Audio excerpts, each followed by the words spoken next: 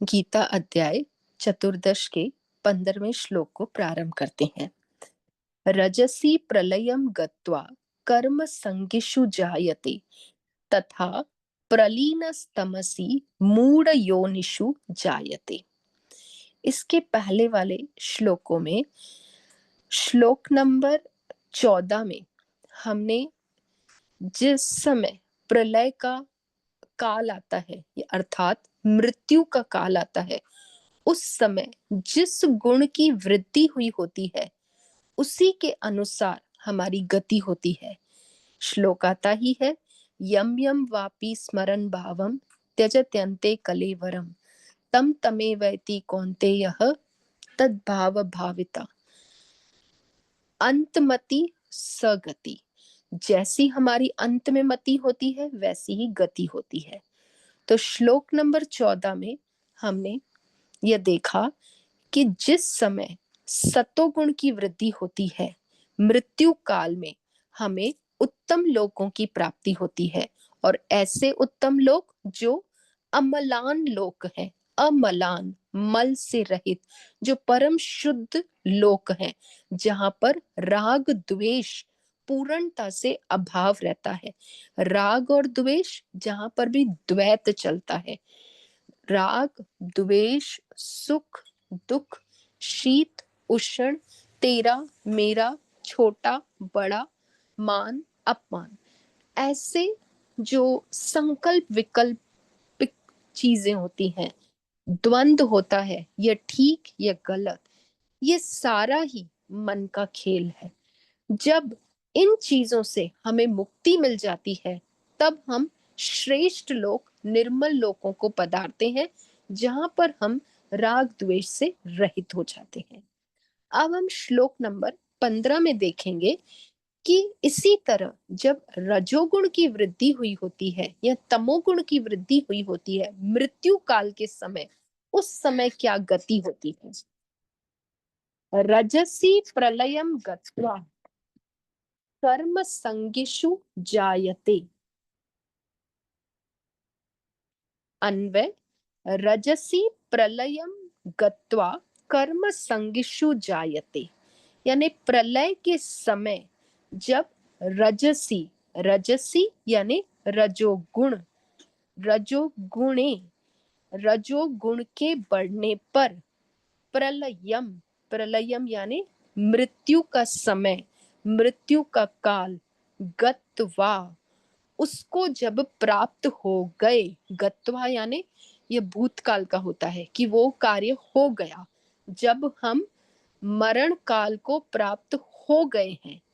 रजसी प्रलयम गत्वा, रजोगुणे, रजोगुण के प्रलय काल के समय, यानी जब रजोगुण की वृद्धि हुई थी उस प्रलय काल के समय जब हम मृत्यु को प्राप्त हो चुके थे, तब कहाँ गए, कर्म संगिषु यानी कर्म सक्तेषु, हमारे भीतर कर्मों के प्रति आसक्ति रह गई कि मुझे अभी यह कार्य करना है, मेरा यह कार्य श्रेष्ठ अब शेष रह गया है, मेरी यह कामना पूरी नहीं हुई, अभी मुझे ऐसा करना है, अभी मुझे वैसा करना है, जिसमें हम जीवन भर व्यवहार करते हैं।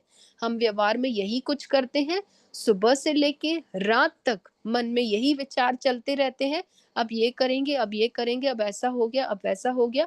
हम अपने भीतर से कामनाओं का, कर्मों का, क्रियाओं का, चेष्टाओं का त्याग नहीं करते हैं और दिन भर उसी कार्य के पीछे लगे रहते हैं।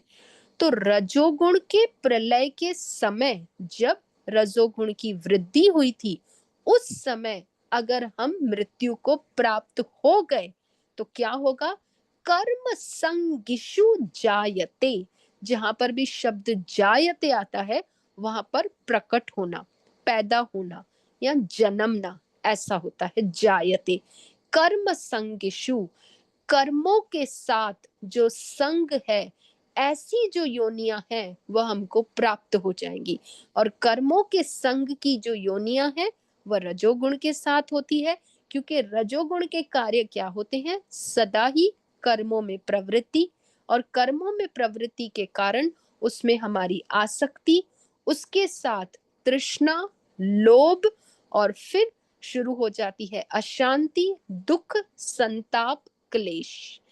ये सब रजोगुण के कार्य हैं। तो कर्मों में हम लग जाएंगे और ये सारे कार्य मनुष्य जन्म में ही प्राप्त होते हैं, क्योंकि मनुष्य जन्म में ही हम क्रियाओं के साथ, कर्मों के साथ, आसक्ति के साथ, राग के साथ बंधते जाते हैं। तो जिस समय रजोगुण की वृद्धि हुई, मृत्यु प्राप्त होने पर हम कर्मों के साथ जुड़ जाएंगे, कर्मों में आसक्ति होगी और उनके अनुसार हमें योनि प्राप्त होगी, और वह योनि है मनुष्य योनि। अब उसमें भी जब अंतिम भाव है, तो हमारे भीतर जो कामनाएं हैं, जो तृष्णाएं हैं, वो किस प्रकार की हैं? उसमें क्या राग की प्रधानता है, या हमारे भीतर सतोगुण भी साथ है? क्योंकि कर्म तो करते ही रहते हैं जीवन भर, लेकिन हम रजोगुण के साथ होकर पूरा कर्म कर रहे हैं, या भीतर सतोगुण के भी भाव हैं? इसलिए मैंने लिखा है टेक होम मैसेज में, good karmas and bad karmas.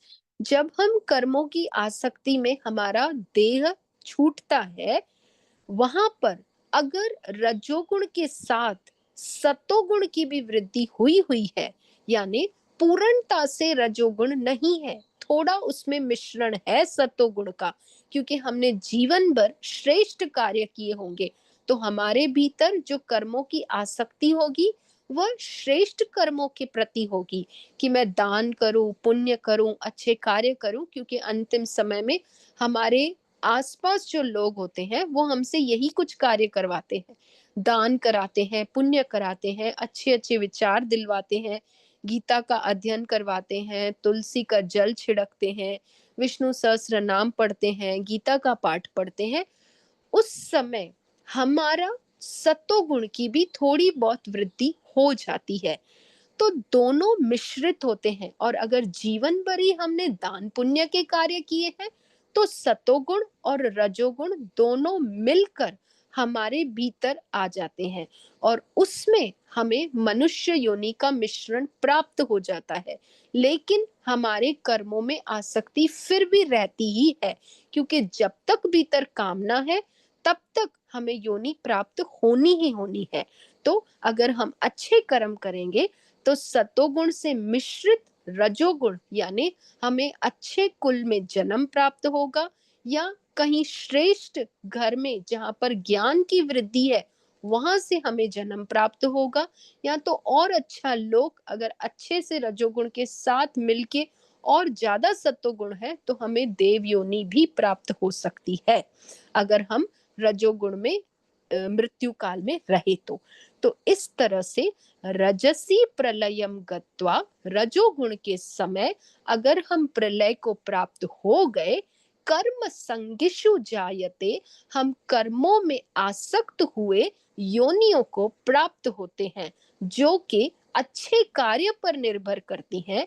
अगर हमने श्रेष्ठ और उत्तम कार्य किए हैं तो हमें उससे अच्छी मनुष्य कुल मिलेगा, अच्छा ये जैसे चतुर्वर्ण है, उन चतुर्वर्ण में जो श्रेष्ठ वर्ण है, जैसे ब्राह्मण कुल इत्यादि है, हमको वैसे कुलों की प्राप्ति होगी। और अगर हम पूर्णता से रजोगुण में ही हमारी गति हो रही है तो हमें निकृष्ट मनुष्य योनियां भी मिलेंगी। निकृष्ट मनुष्य योनि कौन है? जो जीवन भर पाप करता है, जो जीवन भर आसुरी वृत्ति में रहता है, उसके भीतर रजोगुण और तमोगुण दोनों की वृद्धि रहती है, क्योंकि जीवन भर उसने हिंसात्मक कार्य ही किए हैं। मनुष्य जन्म है, लेकिन मनुष्य जन्म में भी उसने जीवन भर यही कार्य करते रहे हैं कि हिंसात्मक कार्य करता रहा है। लेकिन कुछ पुण्य श्रेष्ठ होने के कारण रजोगुण में उसका जो आसक्ति है वह उसको मनुष्य योनि की प्रधानता के साथ, विवेक के साथ अधिकारी बना देती है कि वह मनुष्य योनि को प्राप्त हो सकता है। इसलिए रजोगुण की वृद्धि होने पर कर्मों के आसक्ति के कारण मनुष्य योनि प्राप्त होती है। अब हमें यह ध्यान रखना है कि इस रजोगुण के कार्य में मनुष्य योनि के होने के लिए अधिकारी क्या है। उसमें मनुष्य योनि की जो प्राप्ति है, उसमें प्रधानता किसकी है? विवेक की। अगर हम विवेक को जागृत रखें, तो चाहे हम रजोगुण की वृद्धि में ही मृत्यु काल को छोड़ेंगे, लेकिन फिर भी उस समय अगर हम थोड़ा सा भी विवेक को जागृत रखेंगे, तो मनुष्य जन्म फिर से प्राप्त होकर हम उत्तम लोक को यानी उत्तम कुल को प्राप्त हो सकते हैं। इसलिए मनुष्य योनि में यह विवेक ही है जो हमको उत्तम गति प्राप्त करा सकता है। इसलिए हर क्षण अपने विवेक को नहीं खोना चाहिए। हर क्षण अपने बुद्धि को बिल्कुल निश्चय करके संकल्प के साथ उसे दृढ़ रखना चाहिए। बुद्धि नाश कभी नहीं होनी चाहिए, क्योंकि जैसे ही क्रोध आता है, कोई भी आसुरी वृत्ति का प्रवेश होता है, हमारी बुद्धि सम्मोहित हो जाती है, हमारी बुद्धि का पतन होना शुरू हो जाता है। इसलिए पहले तो सारी आसुरी प्रवृत्तियों से हमें दूर रहना चाहिए। अगर कोई आसुरी प्रवृत्ति हमारे भीतर प्रवेश भी कर जाती है, क्रोध, काम, लोभ, मत्सर, ईर्ष्या, ऐसे जितनी भी वृत्तियां हैं, जब भी हमारे भीतर प्रवेश करती हैं, अब इतने समय तक अभ्यास करने के बाद हमें पता चल जाता है कि ये वृत्ति हमारे भीतर प्रवेश कर गई है, उसका काल कम से कम हमारे जीवन में हो। यानी अगर क्रोध आ गया है, तो पहले अगर हम उस क्रोध के साथ 7 घंटे 8 घंटे पूरा दिन बिताते थे, तो अब उस क्रोध की जो काल है वो कम हो जाना चाहिए। आधे घंटे तक 1 घंटे तक वो क्रोध शांत हो जाना चाहिए। उसमें कम से कम समय व्यतीत होना चाहिए। और दूसरा हमारा बटन यानी सतोगुण का बटन ऑन हो जाना चाहिए। ये रजोगुणी है, ये आसुरी प्रवृत्तियां हैं। जैसे ही इनके बटन ऑन हो जाते हैं, क्योंकि हम अनेकों योनियों में गए हैं, न जाने हम कौन सी हिंसात्मक योनियों से गुजर कर आए हैं, तो ये रजोगुण की प्रवृत्तियां हमारे भीतर रहेंगी रहेंगी। पर हमें ये ज्ञान होना चाहिए कि अब मेरे भीतर रजोगुण की वृद्धि हो चुकी है, अब मैं इसको शिफ्ट कर दूं दूसरे गियर पे, सतोगुण पे चला जाऊं और तुरंत उसको उसी के साथ शांत कर दो। कर्मों में प्रवृत्ति हो रही है, बहुत ज्यादा हम कार्य में पड़े हुए हैं, कोशिश करें अपने आप को निष्क्रिय करने की, कोशिश करें क्रिया रहित होने की। बहुत ज्यादा अशांत हो रहे हैं भीतर से, बैठ जाएं, माला लेके स्वयं को शांत करें। बहुत ज्यादा लोभ तृष्णा आ गई है, भीतर से विवेक को जागृत करें कि ये सारी लोभ और तृष्णा कामनाएं सब मिथ्या हैं, इनके पीछे भागकर मुझे कुछ भी प्राप्त नहीं होना है। दुख आ गया, क्लेश आ गया, संताप आ गया, विचार करें कि ये दुख, क्लेश, संताप इसका कारण क्या है, इस शोक का कारण क्या है, इस दुख की निवृत्ति का कारण क्या है। मात्र एक, इसके पीछे जो सुख छिपा है, इसके पीछे जो अशोक छिपा है, उसको याद करें। यानी इसके पीछे जो आत्मा का स्तर है, वहां तक जाएं, अपनी पूर्णता को पहचानें, अपने स्वरूप के भीतर जाएं, तो हम इन सबको थोड़े ही काल में नष्ट कर सकते हैं। तो जिस समय भी रजोगुण की भीतर वृद्धि हो, हमें नहीं पता हमारा मृत्यु का काल किस समय आना है। मृत्यु के काल में हमें रजोगुण वृद्धि नहीं होनी चाहिए भीतर। तो इसलिए हर क्षण सोचना चाहिए कि मेरा मृत्यु का काल हो सकता है। नहीं पता कौन सा क्षण है, तो कोई भी समय है, मृत्यु का काल हो सकता है। रजोगुण की जैसे ही वृद्धि हुई है, अंदर से ज्ञात हो ही जाता है कि रजोगुण की वृद्धि हुई है। उसी समय अपने आप को रजोगुण से शिफ्ट करके सतोगुण में हम चले जाएं। तो ये श्लोक हमको यही ज्ञान देता है कि राग की जो प्रधानता होती है, राग यानी आसक्ति की जो प्रधानता होती है, वही हमको रजोगुण के कर्मों में बांध देती है। तो इसलिए कोई भी कार्य करें तो वो राग के साथ न अराग के साथ वो कार्य करते जाएं। इसी तरह दूसरे पद में बता रहे हैं, तथा प्रलीन तमसी मूढ़ योनिषु जायते। तथा प्रलीनः तमसी मूढ़ योनिषु जायते। इसका अन्वय क्या है? तथा तमसी प्रलीनः, जैसे ऊपर से हमने पढ़ा था, रजसी प्रलयम गत्वा, नीचे अन्वय करते हैं तथा तमसी प्रलीनः। अगर हम तमोगुण में, यानी तथा, तथा यानी उसी तरह, तेन प्रकारेण उसी तरह, तमसी तमोगुणे, तमोगुण के, प्रलीनः मृत यानी मरने के समय या मृत्यु काल में अगर हमारा तमोगुण वृद्धि हुई है तो हम कहाँ जाएंगे? मूढ़ योनिषु, हम मूढ़ योनियों को प्राप्त होंगे। जैसे ऊपर बताया, कर्म संगेषु, कर्मों के संग वाली योनियों को प्राप्त होंगे अगर हम रजोगुण की वृद्धि में मृत्यु काल में आएंगे। उसी तरह तथा तमसी, तमोगुण के काल में अगर मृत्यु का काल आ गया है, यानी तमोगुण की वृद्धि के क्षेत्र में, तो हम मूढ़ योनियों को प्राप्त होंगे। मूढ़ योनियां कौन सी हैं? मूढ़ योनियां स्थावर, जंगम, जड़, चेतन योनियां। पूर्णता से अगर जड़ योनि बोलो, क्योंकि हम तमोगुण में होंगे। तमोगुण कैसा है? निद्रा, प्रमाद, आलस्य, अप्रकाश, अविद्या। लोग कहते हैं कि अच्छा है कि मैं सोते सोते ही मर जाऊं, मुझे पता ही नहीं चले और मेरी मृत्यु भी आ जाए। तो हम सोते वक्त कहाँ होंगे? कारण शरीर में।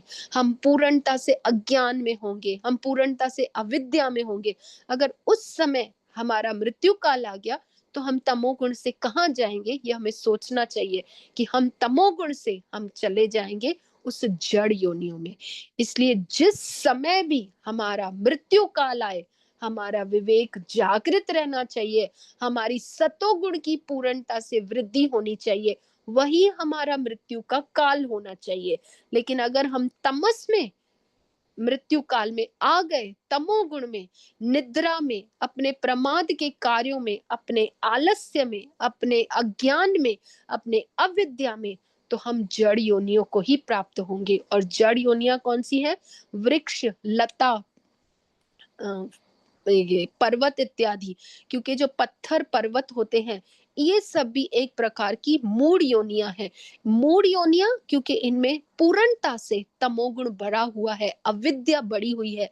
पर्वत भी बढ़ते हैं, पहाड़ भी बढ़ते हैं, ये पत्थर जो होते हैं इनमें भी वृद्धि होती है। तो ये सब तमोगुण की योनियां हैं।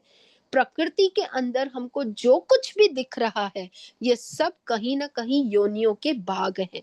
छोटे छोटे जीव जंतु, कीट, पशु, पक्षी, पतंग इत्यादि, हमको कितने सारे जीव जंतु दिखते हैं, कैसे मर जाते हैं, क्षण क्षण में मर जाते हैं। मच्छर हो गई, मक्खी हो गई, कॉकरोच हो गए, कैसे मरते हैं, हमारे पैरों के नीचे ही वो मर जाते हैं।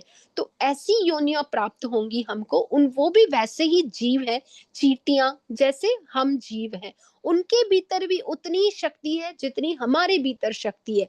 लेकिन उनमें और हम में अंतर सिर्फ इतना है कि उनके मृत्यु काल में वे तमोगुण के साथ ग्रसित हैं, हमारे मृत्यु काल में हम रजोगुण के साथ ग्रसित थे। इसलिए हमको मनुष्य योनि प्राप्त हुई और उनको तमोगुण की या मूढ़ योनियां प्राप्त हुई। तो इतना ही अंतर है हर एक जीव जीव में। और हम उसको कितना निकृष्ट भाव से देखते हैं। हम ऐसे ही अपने कीड़े मकोड़ों को पैरों के नीचे कुचल देते हैं। लेकिन उनके अंदर जो जीव है और हमारे अंदर जो जीव है, वो एक ही जीव है। इस तरह से विचार करके हम किसी की भी हिंसा ना करें, किसी के भी प्रति अनादर ना करें, क्योंकि ये अनादर या हिंसा ही हमारे भीतर ऐसे तमोगुण और रजोगुण की वृद्धि कराती रहती है। तो हर क्षण अपना मृत्यु का काल सोचें कि मेरा हर क्षण मृत्यु का काल है और इस क्षण मैं अपने आप को सतोगुण में ही रखूं। इसलिए कहते हैं कि निद्रा भी जो लेनी चाहिए, हमने पीछे क्लास लिया ही था निद्रा का, अगर निद्रा भी लेनी चाहिए तो वह सतोगुणी निद्रा होनी चाहिए। कि जितनी आवश्यक निद्रा है अपने स्थूल शरीर और सूक्ष्म शरीर की शांति के लिए, उसकी वृद्धि के लिए, उसको रोगी न होने के लिए, निरोगी रहने के लिए उतनी ही सात्विक निद्रा लेनी चाहिए। उससे ज़्यादा जो निद्रा होती है, वह हमको तमोगुण और रजोगुण में लेके जाती है, क्योंकि हम भीतर से अशांत ही होते हैं। चाहे हम सोते भी हैं, लेकिन भीतर से हमको वो शांति नहीं होती है। हम स्वप्नों में ही पड़े रहते हैं। आपने ये ध्यान दिया होगा, अगर हम ज़्यादा टाइम अगर हम दोपहर में सो जाएँ, दोपहर में कोई 3 घंटे, 4 घंटे अगर हम सो जाएँ किसी भी कारणवश, तो हमको उस समय की जो निद्रा होती है, वो इतनी क्लिष्ट निद्रा होती है कि हम उठने के बाद ऐसे लगता है कि कोई कार्य करने की रुचि ही नहीं है। इतना तमोगुण होता है भीतर कि हम अपने आप को फ्रेश ही नहीं फील करते हैं। हम अपने आप को हेल्दी नहीं फील करते हैं। वही अगर हमने 4-5 घंटे की नींद रात्रि की ली होगी और सुबह उठेंगे अच्छे से, तो हम फ्रेश होते हैं। तो निद्रा का भी कोई समय है, किसी वक़्त भी निद्रा नहीं लेनी चाहिए, क्योंकि वह निद्रा तमोगुणी निद्रा होती है। इसलिए हर क्षण अपने आप को सतोगुण में ही रखना चाहिए और तमोगुण और रजोगुण से अ, स हो सके तो जितना भी हो सके हमको उससे पालन करते रहना चाहिए कि हम इन तमोगुण और रजोगुण की वृद्धि को अपने भीतर बढ़ने ना दें। भागवत कथा में भरत जी का उदाहरण आता ही है कि भरत जी जब अंतिम क्षण छोड़ रहे थे, तो पूरा टाइम तपस्या की उन्होंने, पूरा टाइम उन्होंने जप काल में बिताया, लेकिन मृत्यु के काल के समय अंतिम जब आया, तो उनका हिरण के भीतर, जहां पर जिनके साथ वो अंतिम समय में रहते रहे, उसमें आसक्त हो गए थे। लेकिन उस आसक्ति के बाद भी जब उनका फिर से उसमें जन्म होता है, उस तमोगुण की योनि में जब उनका जन्म होता है, तो वहां पर वो पेड़ पौधे भी नहीं खाते थे, यानी अपने आप को उन्होंने सत्वगुण में रखा। चाहे वो तमोगुण की योनि में उनका जन्म हुआ था, लेकिन फिर भी उन्होंने अपने आप को सत्वगुण में ही रखा। इसलिए गुणों की प्रधानता होती है हमारे अंदर, इन गुणों की प्रधानता को समझना चाहिए। यह भगवान श्री कृष्ण हमको बार बार समझाते हैं कि इन गुणों को ऐसे ही नहीं समझो, यही गुण है जो हमको बांधेंगे और यही गुण है जो हमको भिन्न भिन्न योनियों में लेके जाते हैं। इसलिए इन गुणों की विशेषताओं को, इनके लक्षणों को, इनके साइंस और सिम्टम्स को अच्छे से समझ के अपने भीतर इनको धारण करना चाहिए और इनके साथ सतर्क रहना चाहिए। जहां इनकी आवश्यकता हो, इनको यूज करना चाहिए, और जहां इनकी आवश्यकता ना हो, निष्क्रिय होके अपना ध्यान करना चाहिए, क्योंकि ये तीनों ही गुण आवश्यक भी है और ये तीनों ही गुण बांधने वाले भी हैं। इसलिए जिस समय इनकी आवश्यकता ना हो, जैसे ध्यान का समय आ गया, जप का काल आ गया, उस समय हमें निष्क्रिय होके, गुणातीत होके इनसे अलग हो जाना चाहिए। लेकिन जब हमें कर्म करना है, तो हमें रजोगुण को यूज करना है। जब हमें निद्रा लेनी है, तो हमें तमोगुण को यूज करना है। जब हमें कोई धर्म का कार्य करना है, तो हमें सत्वगुण को यूज करना है। इस तरह एक एक को अपने जीवन में धारण करते हुए हमें अपना जीवन आगे बढ़ाते रहना चाहिए। तो आज हम इतना ही रखते हैं। आप सबको सुनने के लिए, मेरे साथ जुड़ने के लिए बहुत बहुत धन्यवाद। हम अग्रिम कक्षा में मिलेंगे। ओम नमो नारायण।